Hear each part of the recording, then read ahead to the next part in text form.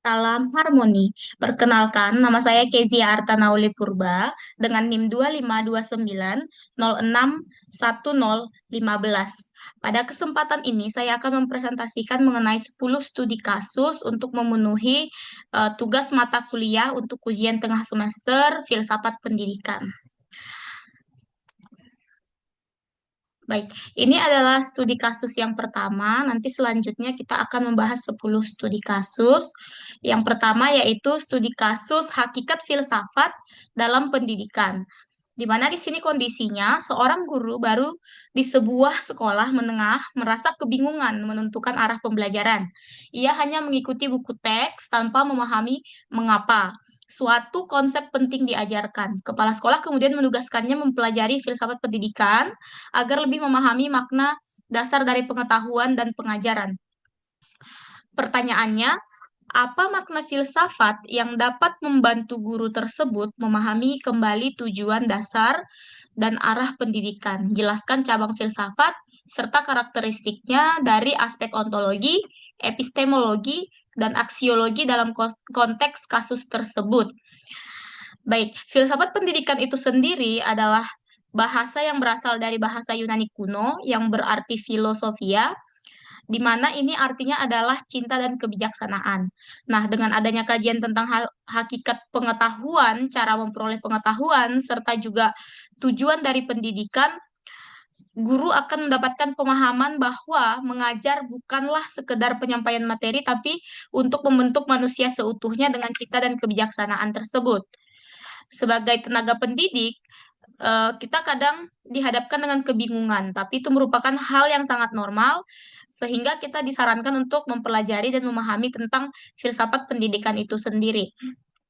Ada tiga aspek yang dapat membantu, yaitu yang pertama, ontologi, yaitu hakikat keberadaan pendidikan itu sendiri, yang maknanya adalah untuk memahami pendidikan secara mendasar dan esensialnya. Kemudian, eh, caranya adalah guru memahami hakikat pendidikan secara tidak terpaku pada buku teks, fokus pada makna dan esensi materinya itu tersendiri, agar pembelajaran bermanfaat bagi pemecahan masalah yang nyata. Kemudian aspek yang kedua yaitu epistemologi, yaitu hakikat cara pengetahuan itu diperoleh, yang bermakna menjelaskan bagaimana pengetahuan tersebut dibentuk, diverifikasi, dan dipahami, yaitu guru menyadari bahwa pengetahuan tidak hanya untuk dihafal, pembelajaran harus menghadirkan dialog, konstruksi pengetahuan dan pemahaman mendalam sehingga murid belajar secara bermakna. Kemudian yang terakhir adalah aspek aksiologi, di mana hakikat nilai, arah dan tujuan pendidikan di sini akan didapatkan dan akan bermakna untuk menjelaskan nilai manfaat dan tujuan pengetahuan yang diajarkan sebelumnya. Nah, guru mengajarkan ilmu dengan menekankan nilai etika dan tujuan. Untuk di sini contohnya adalah mengajarkan IPA sekaligus menumbuhkan kesadaran ekologis dan etika ilmiah terhadap alamnya, seperti itu. Kemudian untuk studi kasus yang kedua,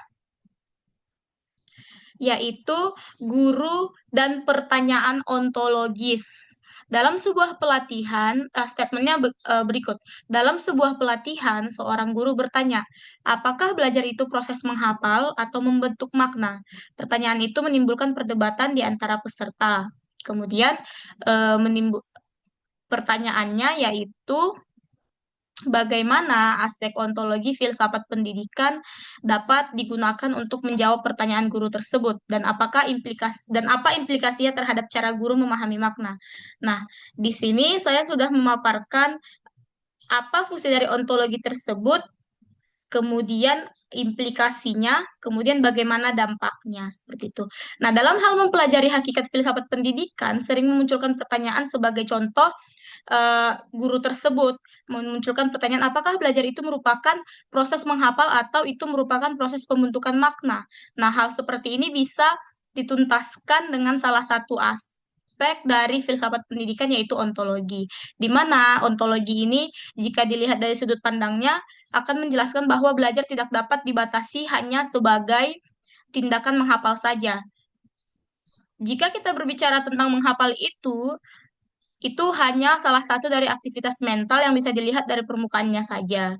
Jika guru memandang ilmu pengetahuan sebagai sebuah fakta, hukum, dan prinsip yang bersifat tetap, maka proses belajar akan menerapkan metode hafalan seperti menghafal rumus, menghafal nama-nama organ, kemudian latihan soal, serta menjawab terkait definisi suatu fenomena. Nah, murid memiliki peran untuk menerima, mengingat, menerapkan konsep yang sudah ada. Di mana di sini implikasinya dari pemahaman ontologis tersebut sangat besar, yaitu guru harus mengerti bahwa posisi seorang guru adalah sebagai fasilitator, bukan sebagai penceramah materi. Jadi guru di sini adalah sebagai fasilitator. Guru harus memaknai hal ini sebagai seorang kreator pembelajaran yang merancang aktif pembelajaran di kelas sebagai ruang dialektika untuk menyadarkan murid bahwa murid memiliki sebuah realitas belajar yang beragam dengan dunia dan pengalamannya masing-masing. Nah, ontologi akan menempatkan belajar ini sebagai proses transformasi diri, bukan hanya sekedar menghafal.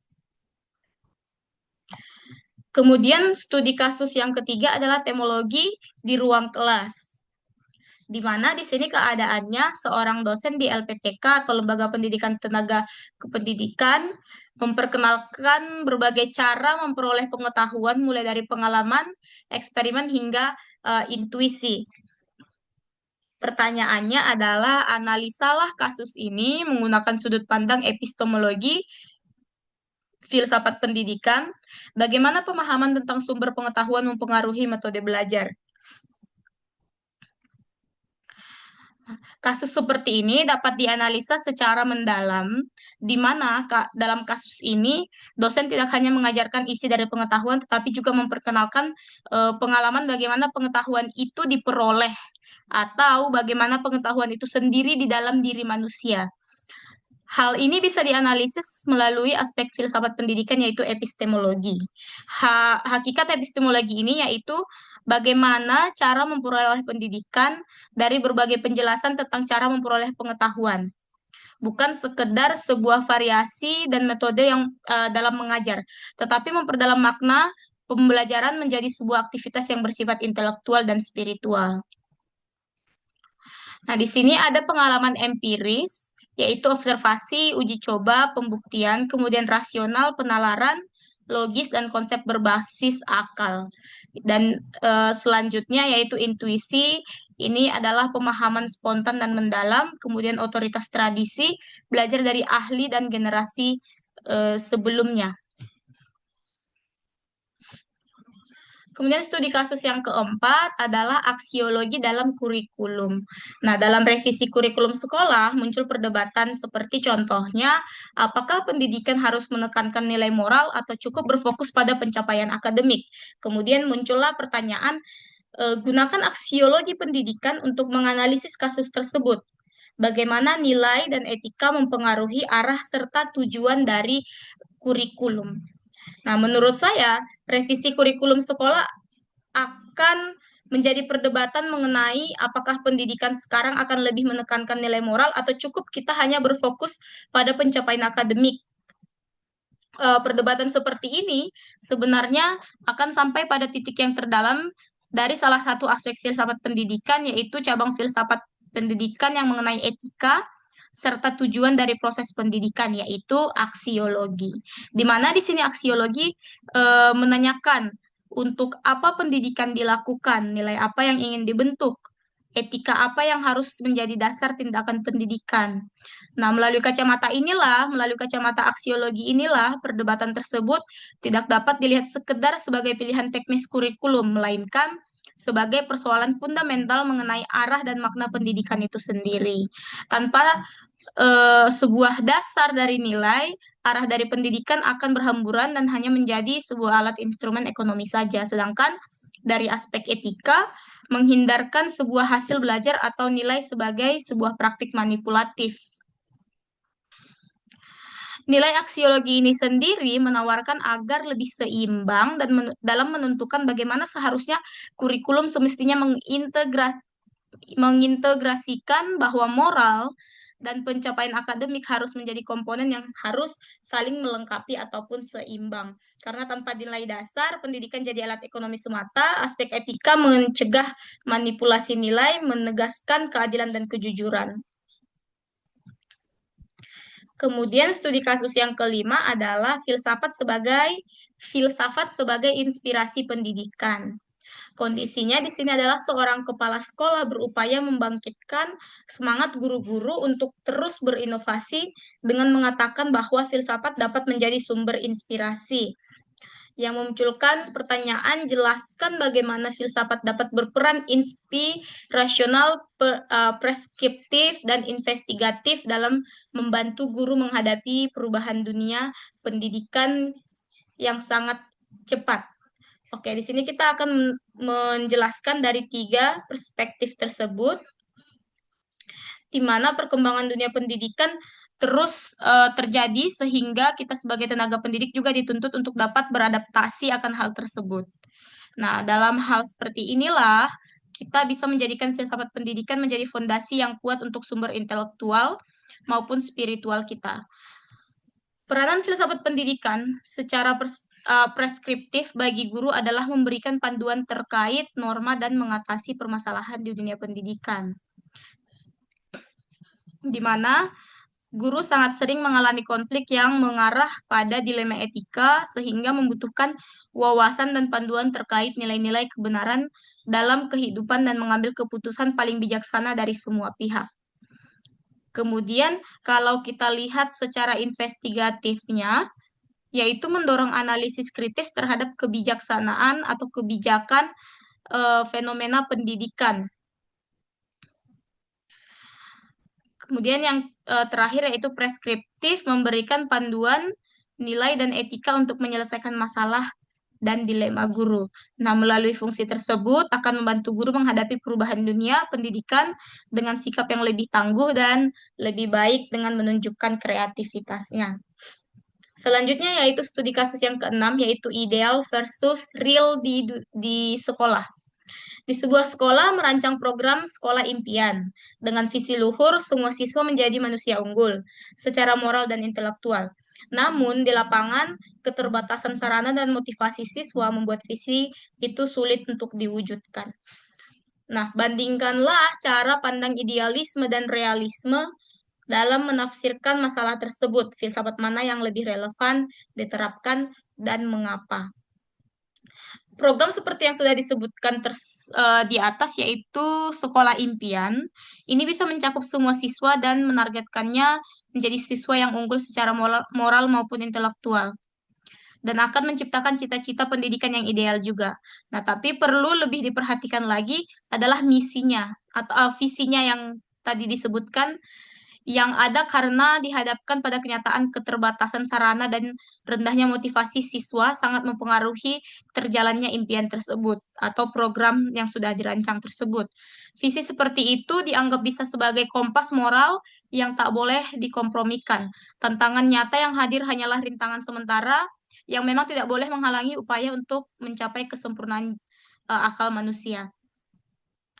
Namun yang tersaji sebaliknya realisme memandang bahwa dunia nyata ini dengan segala keterbatasannya merupakan sebuah pondasi dasar utama dari pendidikan. Sedangkan idealisme dapat menjaga agar sekolah selalu berpegangan pada tujuan yang luhur, sedangkan realisme menekankan pada pencapaiannya harus dilakukan secara bertahap dan sesuai kondisi. Keduanya harus diseimbangkan agar visi tetap terjaga namun tetap diwujudkan secara realistis. Studi kasus yang ketujuh adalah pendidikan nilai di tengah globalisasi, di mana kondisinya di sini adalah guru pendidikan agama di sekolah internasional merasa kesulitan menanamkan nilai-nilai spiritual di tengah arus budaya barat yang bebas. Kemudian, bandingkanlah pandangan filsafat timur dan filsafat barat dalam konteks pendidikan nilai. Bagaimana keduanya dapat disinergikan untuk membentuk karakter siswa. Di sini kita harus mengetahui dulu bagaimana dari aspek dari kedua filsafat ini, yaitu filsafat barat dan filsafat timur. Kedua filsafat yang sering didengar ini memberikan dua pandangan yang sangat berbeda. Namun jika kita analisis lebih dalam lagi, kedua filsafat ini saling melengkapi terlebih di bidang pendidikan. Di mana yang pertama, filsafat timur yang menjadi sebuah dasar dari banyak ajaran agama dan rohani yang sering dianggap kurang pas pada saat berhadapan dengan gelombang budaya barat yang mengunggulkan kebebasan, sehingga untuk bisa mengurai masalah yang ada, Ini kita membutuhkan suatu pembanding di antara kedua pandangan ini. Nah, dalam ranah pengajaran nilai, kalau kita amati dari perbedaan dasar ada pada sorotan ontologis dan aksiologisnya, kedua secara sementara pada filsafat Barat, khususnya yang lahir dari tradisi pencerahan humanisme dan liberalisme, cenderung menekankan individu kemandirian dan logika.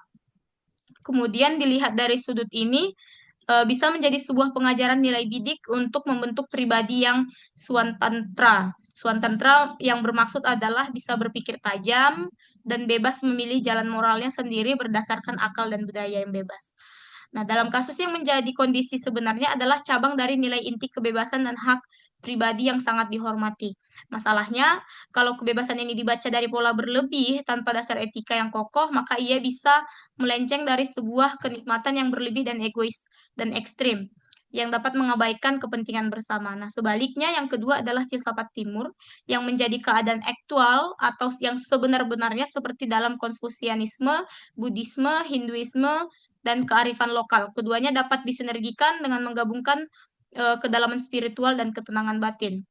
Dalam keteladan gurun filsafat Timur cenderung dilakukan dengan diskusi terbuka, sedangkan filsafat Barat menciptakan pendidikan karakter yang utuh.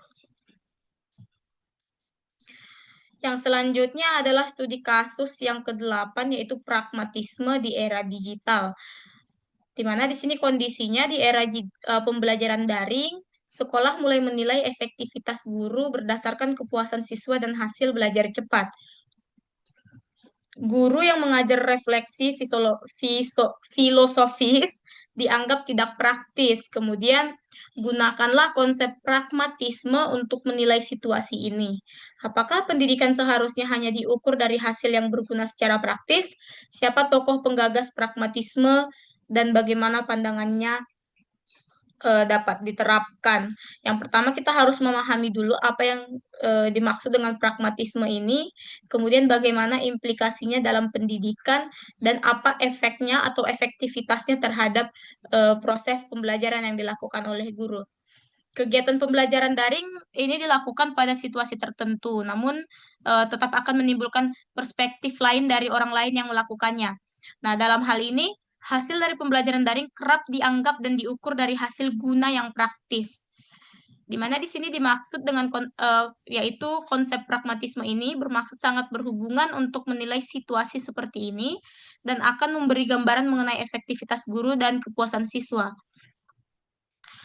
Ada seorang tokoh yakni John Dewey mengembangkan konsep pragmatisme dan berpacu pada kebenaran dan nilai pendidikan itu terletak pada manfaat praktisnya itu sendiri. Nah, menurut konsep ini, pendidikan dinilai dari praktis jangka pendek adalah sebuah hal yang keliru. Seharusnya pendidikan yang bermakna sebaiknya melatih pengalaman nyata dengan melakukannya sendiri atau learning by doing. Atau bisa kita sebut penilaian yang hanya melihat praktis jangka pendek adalah keliru. Pendidikan harus memberikan pengalaman langsung atau yang learning by doing yang saya sebutkan dengan bertujuan supaya pengetahuan benar-benar bermakna. Kemudian efektivitas guru dan kepuasan siswa juga dinilai dari pengalaman belajar yang nyata, bukan hanya penyampaian materi secara online. Kemudian studi kasus yang ke-9 yaitu pembelajaran berbasis masalah ataupun biasa disebut sebagai problem based learning atau PBL, di mana di sini kondisinya adalah di sebuah universitas menerapkan problem based learning atau PBL dengan tujuan menumbuhkan kemampuan berpikir kritis. Dosen menekankan bahwa teori hanya penting jika dapat diterapkan untuk memecahkan masalah. Kemudian analisislah penerapan problem based learning tersebut berdasarkan filsafat pragmatisme, bagaimana prinsip kebenaran berdasarkan kebergunaan mendukung pendekatan ini dalam pendidikan modern. Konsep pragmatisme ini sendiri sangat relevan terhadap penerapan metode PBL atau problem based learning yang mana dapat menekankan bahwa belajar adalah proses aktif yang berdasar pada pengalaman nyata.